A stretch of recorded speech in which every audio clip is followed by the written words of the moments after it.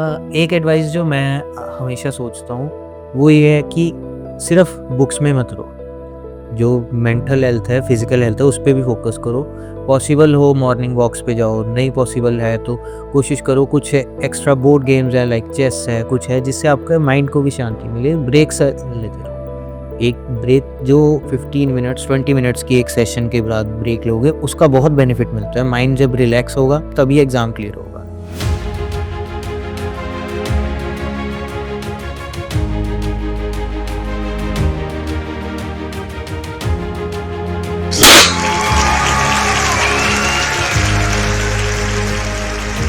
तो स्वागत है आप सभी का टेक्स्ट बुक सुपर कोचिंग पर। आईबीपीएस पीओ टॉपर्स मीट यहाँ पर हुआ है और जो आईबीपीएस के टॉपर हैं गुरसिद्दक हमारे साथ जुड़े हैं। गुरसिद्दक कैसे हैं आप?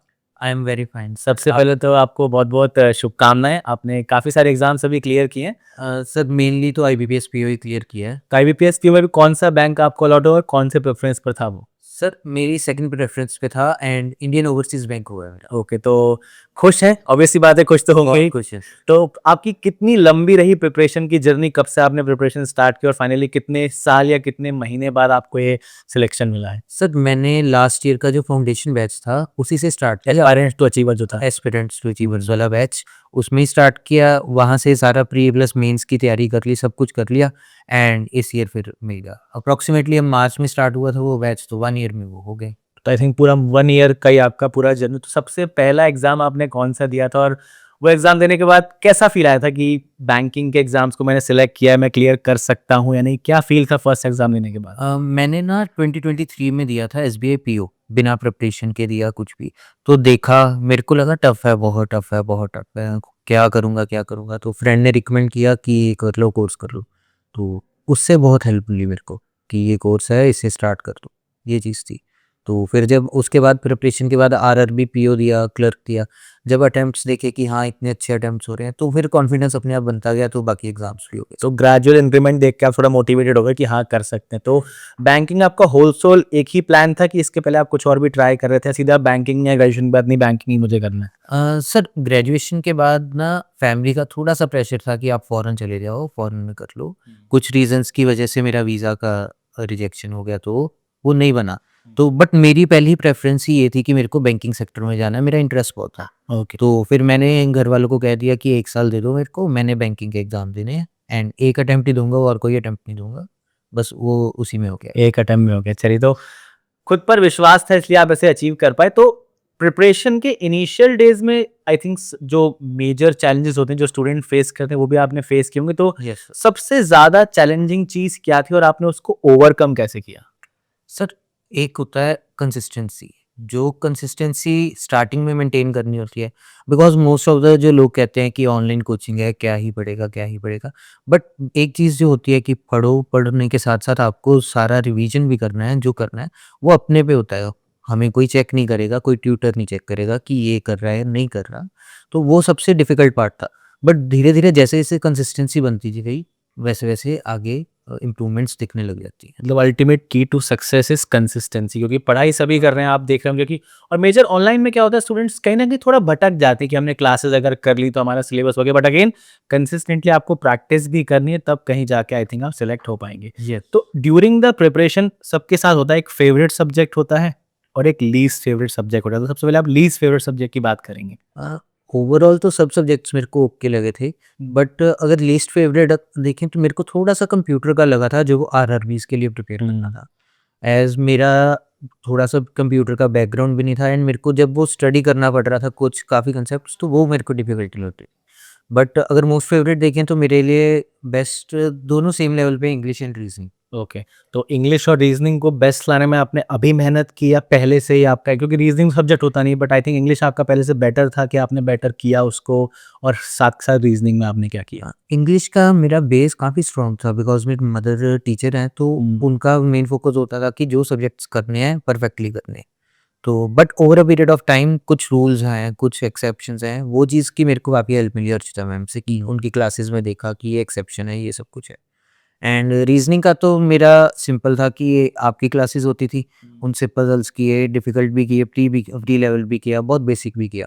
साथ-साथ में मेरा थोड़ा-सा जो था मिसलेनियस सेक्शन में गौरव सर ने हल्का-सा जो लास्ट में हेल्प कर दिया कि कन्फ्यूजन जो थे वो ख़त्म कर दी उन्होंने। का डेली के पीडीएफ्स डालते थे, सब कुछ करते थे, तो उसका बहुत बेनिफिट मिला मेरे को। और मैथ्स आई थिंक ऐसा था कि क्लियर कर लेंगे, अच्छे से कर लेंगे, मैथ्स में भी कोई दिक्कत मैथ्स का बिकॉज़ मम्मा टीचर थे, तो मैथ्स का बेस वो स्ट्रॉन्ग, मैथ्स और इंग्लिश का तो खैर वो मैथ्स के ही थे। टीचर थे, हाँ। तो उन्होंने बेस बहुत स्ट्रॉन्ग उन्होंने कहा मैथ्स में नंबर नहीं कटने चाहिए। हाँ, तो मैथ्स तो बहुत स्ट्रॉन्ग कर दिया उन्होंने। एंड जैसे-जैसे अब आए तो गोपिका मैम से पढ़े थे उस बैच में, तो गोपिका मैम ने हाँ, clear पहले करवा गोपिका मैम थे। तो उसमें बहुत बेनिफिट मिल गया कि मैम ने बहुत सारे मेथड्स बता दिए। इसे रेशो से भी कर सकते थे, मिक्सचर एलिगेशन से भी कर सकते थे। हर टॉपिक के 2-2 3-3 तरह के मेथड्स जब आ गए, तो वो अपने आप पता चल जाता है कि जब पेपर में आया कि इसे शॉर्टेस्ट हम इसी मेथड से कर पाएँगे। चलिए, तो अगर आज गुरशीदत को मौका मिले टाइम ट्रैवल करने का और वो 1 साल पहले वाले गुरशीदत के पास जाएगा, तो उसको क्या ऐसी इंपॉर्टेंट टिप्स देगा कि एक बार में उसका पेपर क्लियर हो जाए? एक ही है कि बस जो जीए सेक्शन है ना, वो सिलेक्शन देख लेगा। तो जीए को मत छोड़ो, रिवीजन ज़्यादा से ज़्यादा करो, उससे आराम से सिलेक्शन हो जाएगा, बिकॉज़ बाकी सेक्शंस तो बहुत स्ट्रॉन्ग है, अपने आप ही हो जाएँगे। एक जीए है जिसे कंसिस्टेंटली आपको रिवाइज़ करना ही पड़ेगा। बस जीए का ही आपको एडवाइस देना चाहेंगे, बाकी तो यार जनरल बाकी तो ऐसे था कि वो सब्जेक्ट्स इंटरेस्टिंग है, मैथ इंटरेस्टिंग है, वो अपने आप ही पढ़ बट मैथ्स में काफ़ी लोग आपकी इस बात से एग्री नहीं करेंगे, बट आपका पर्सनल क्योंकि मम्मा टीचर है तो उन्होंने पहले से इंटरेस्ट डेवलप करके रखा था। तो ऑल इन ऑल कंसिस्टेंसी का गेम है और आई थिंक फाउंडेशन जितना अच्छा आपका बिल्ड होगा उतना बढ़िया परफॉर्म कर पाएंगे। तो फीलिंग तो काफ़ी अच्छी लग रही है। और आगे फ्यूचर प्लान्स क्या है? अभी तो यही है कि बैंक को जॉइन करेंगे, वर्किंग करेंगे। जैसे जहाँ पे पोस्टिंग मिलेगी उस अकॉर्डिंग हम डिसाइड करेंगे कि आगे क्या करना है। Whether to go for higher positions, officer scale 2 और स्केल 3, और maybe I would go for regulatory bodies. Okay, तो मगर इनिशियल लेवल पे अभी थोड़ा सेटल डाउन होना है एबीपीएस पीओ में ही और बढ़िया तरीके से अपनी जो है जॉब करनी है। यस। और कुछ छोटी सी आप सेशन को एंड करने से पहले कुछ छोटी सी एडवाइस हमारे जो भी व्यूअर्स हैं, स्टूडेंट्स उनको देना चाहें तो? एक एडवाइस जो मैं हमेशा सोचता हूँ, वो ये है कि सिर्फ बुक्स में मत रहो। जो मेंटल हेल्थ है, फिजिकल हेल्थ है, उस पे भी फोकस करो। पॉसिबल हो मॉर्निंग वॉक्स पे जाओ, नहीं पॉसिबल है तो कोशिश करो कुछ एक्स्ट्रा बोर्ड गेम्स हैं, लाइक चेस है, कुछ है जिससे आपके माइंड को भी शांति मिले। ब्रेक्स लेते रहो। एक ब्रेक जो 15 मिनट्स 20 मिनट्स की एक सेशन के बाद ब्रेक लोगे, उसका बहुत बेनिफिट मिलता है। माइंड जब रिलैक्स होगा तभी एग्ज़ाम क्लियर होगा।